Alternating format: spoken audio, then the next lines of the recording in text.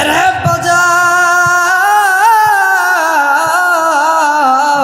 Please কোনো দিকে নজর দিবেন না। ইয়া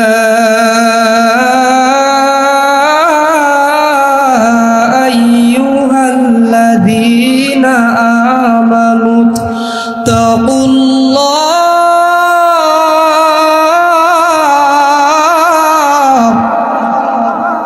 মুসলমান আল্লাহর গোলাম বাজান রে, আমার আল্লাহ তাআলা বলেন, ও পৃথিবীর মানুষ, তোমরা আমি আল্লাহকে দেখে ভয় করো, ভয় করার মতন ভয় করো।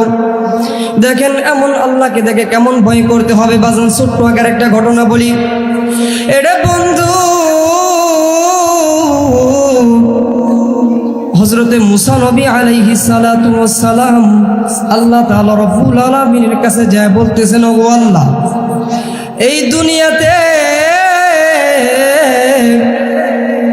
সব চাইতে ভয়ঙ্কর জিনিস কি হতে পারে? আমার আল্লাহ ডাক দে বলে, এরে মুসা, তুমি যে রাস্তা দিয়ে আসছো ওই রাস্তার পাশে তুমি দাঁড়াইয়া যাও। মুসা নবী ওই রাস্তায় যখন দাঁড়িয়ে গেল বাজান, এবার একটা লোক, একটা যুবক বাবা একটা ছোট ছেলে কিনে জঙ্গলের দিকে যাইতেছে বাজান। এটা বন্ধু প্লিজ কোনো দিকে নজর দিবেন না, গভীর মনোযোগ দিয়ে শুনবেন বাজান। এবার মুসা নবী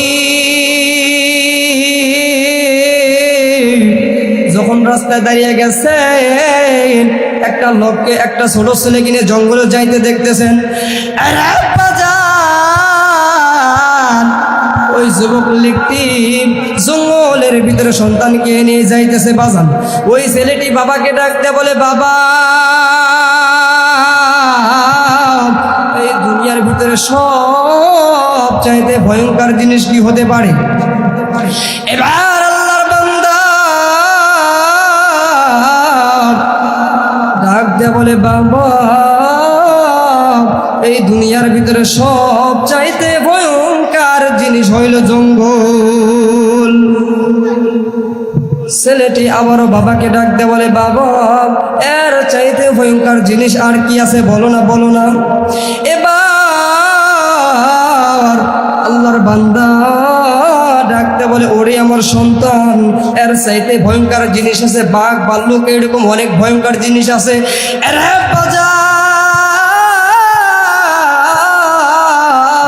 প্লিজ কোনো দিকে নজর দিবেন না। আল্লাহর নবী, বিশ্ব নবী রহমাতুল লিল আলামিন, এবার মুসা নবী এবার দেখতেছেন ছেলেগুলো কাণ্ড কর ক্ষমা।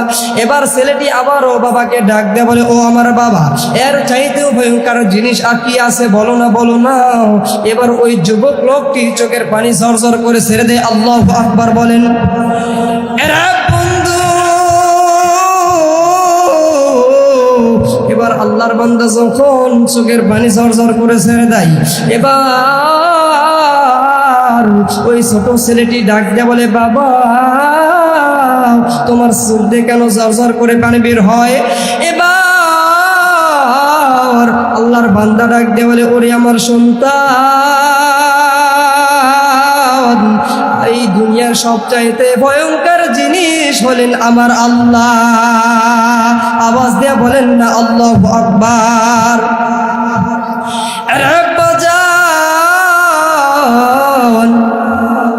এবার যখন আল্লাহর বান্দা যখন সন্তানকে বললেন, ও সন্তান, সবচাইতে ভয়ঙ্কর জিনিস হইল আমার আল্লাহ, সন্তান ডাক দিয়ে বলে, বাবা,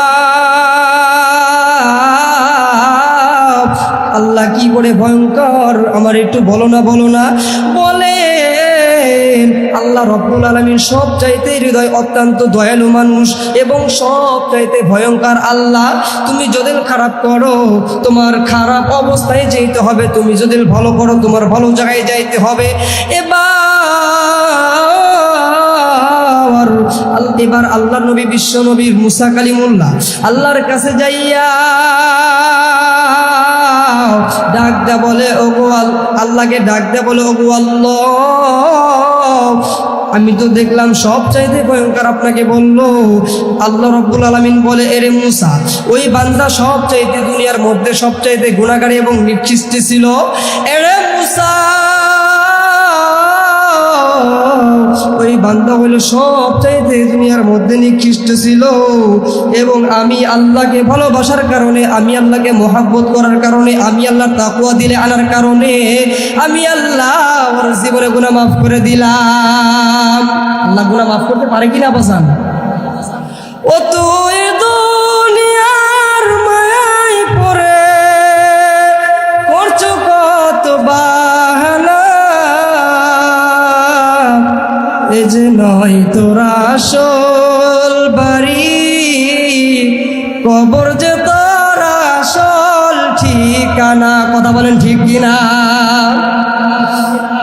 এই দুনিয়ায় যারাই ছিল একে একে সবাই গেল, এই দুনিয়ায় যারাই ছিল একে একে সবাই গেল, তুমি আমি কেউ রব না, তুমি আমি কেউ রব না, যেতে হবে ঠিকানা,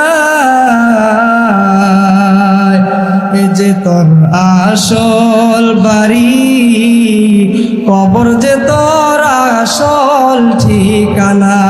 কথা বলেন ঠিক কিনা? আমার বাপ ভাইরা, প্লিজ কোনো দিকে নজর দিবেন না। এবার আল্লাহর বান্দা, আল্লাহর নবী, এবার আল্লাহর নবী বিশ্ব নবী মুসা নবী আল্লাহকে ডাক দেয়া বলে, আল্লাহ, তাহলে এই দুনিয়া, এই বান্দা তোমার বলছে ঈমান আনছে, তাকওয়া অর্জন করছে, এবং আল্লাহ তাকে তুমি কি মাফ করে দিছো নি? আমার